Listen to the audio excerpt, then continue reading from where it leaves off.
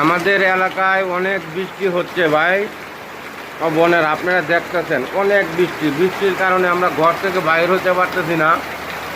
এই দেখেন বৃষ্টির পরিস্থিতি খুব ভয়াবহ অবস্থা।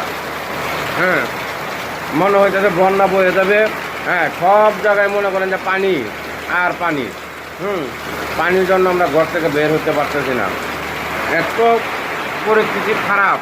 হ্যাঁ, এই দেখেন বিশাল আকারে পানি পড়তেছে। হ্যাঁ, কি বেদম পানিগুলা পড়তেছে দেখছেন, ঘর থেকে বাইরে হতে পারতেছে না, ঘরে আমরা বন্দি। দেখেন ভাই, বদরে পানি, যেদিকে তাকায় সেদিকেই পানি, খালি পানি আর পানি।